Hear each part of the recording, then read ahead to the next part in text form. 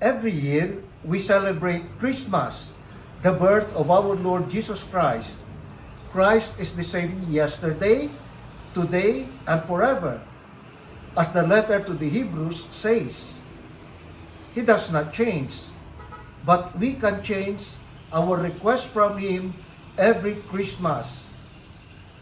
For this year, I suggest that we include in our personal intentions the conversion of the corrupt people in our government from their various evil maneuverings like the flood control projects and the greedy PhilHealth Fund refund transfer.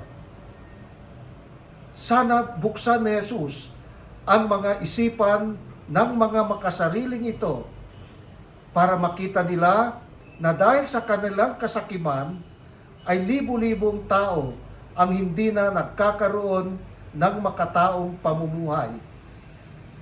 Sana tumalab sa kanila ang sinabi ni Angelus Sibelius, "Even if Christ would be born in Bethlehem 1,000 times, that has no meaning in you if Christ is not born in your hearts." This is Bishop Rafael T. Cruz, Bishop of the Diocese of Baguio, greeting you all a very Merry Christmas.